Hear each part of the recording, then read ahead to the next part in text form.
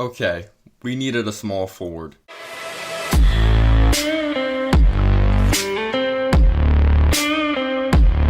What's going on, guys? Welcome in to Clutch B-Ball TV. I hope you guys had an amazing day or night. And today, I'm going to be talking about some news that came out in the Knicks world, as the New York Knicks are going to sign Michael Kidd-Gilchrist to a one-year deal.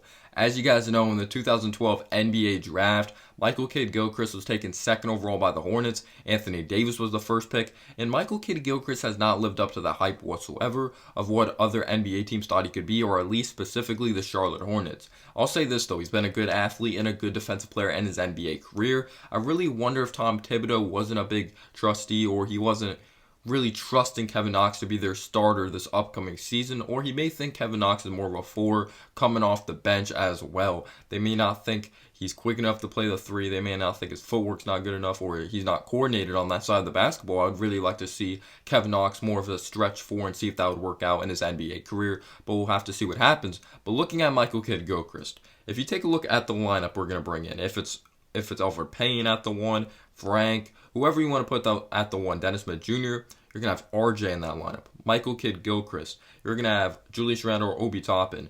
Mitchell Robinson. Obi Toppin will be your best shooter in that lineup unless you roll Frank, Alec Burks, RJ, and you just don't start Michael Kidd-Gilchrist and Michael Kidd-Gilchrist comes off the bench.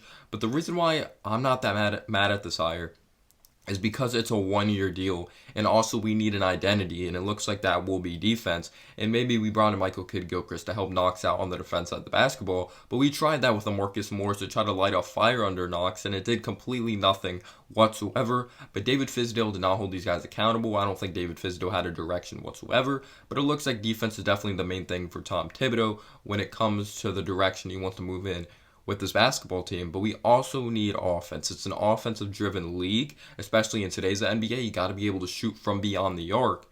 But you have to keep in mind, this is kind of like a wash season. Yes, you could say it's been a wash season for these past years, but did those teams truly have a direction? If that team truly had a direction, they wouldn't have went on to sign all those veterans. We wouldn't have went on to sign Julius Randle unless they really did believe he would be a part of the team long term, and we're really building a true young core, and he was going to be a part of that young core.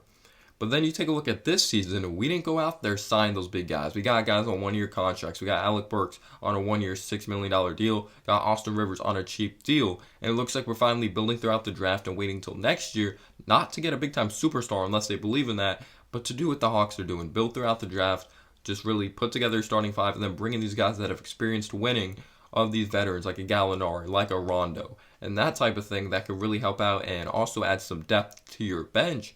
And Michael Kidd-Gilchrist, Knicks fans, don't get mad at this hire. It's only a 1 year.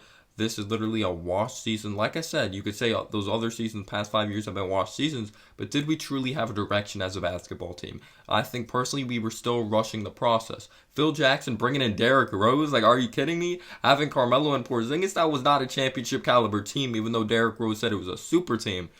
Michael Kidd-Gilchrist, 1 year deal, doesn't work out, he's gone. Alec Burks, doesn't work out, he's gone. Austin Rivers, he's going to be there 3 years, but the next 2 years, last 2 years of his contract are not guaranteed.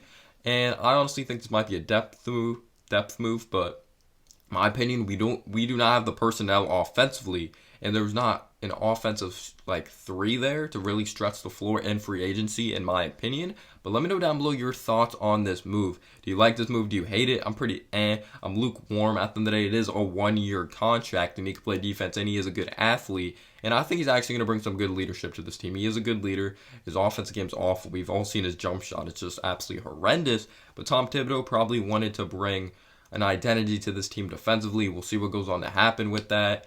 And also, do you think Obi Toppin will start? Do you think Julius Randle will start over Obi Toppin? Will Julius Randle finally be dealt? But Michael Kidd-Gilchrist, I do not want to see him in the starting lineup. Hopefully he comes off the bench because we need some shooting out there. I would rather start Kevin Knox over Michael Kidd-Gilchrist. All respect, I would rather see the young player get burned over Michael Kidd-Gilchrist because we need to see what Kevin Knox has. This is his last year. It's his last straw. He deserves that opportunity, but Tom Thibodeau is the one that's going to judge if he deserves that opportunity. Is he putting the work in practice? Does he put him in the best position to win basketball games? But this isn't the biggest of deal. We signed Michael Kidd-Gilchrist. Yes, he didn't live up to that second overall hype, but only getting him on a 1 year deal, good defensive player. We'll see what he brings to the table for sure. But for once, Knicks fans, you should be happy. We're running a marathon. We're not running a race. We're not rushing the process. Looks like we're building throughout the draft, taking on those contracts to get draft capital in exchange. I promise you guys, Leon Rose is building something nice. Let's just hope James Dolan doesn't come in and ruin this thing. But thank you guys so much for watching. I hope you guys enjoyed. Smash the like button, click that subscribe button for more content. And as always, guys, have a humble day or night. Peace out, y'all.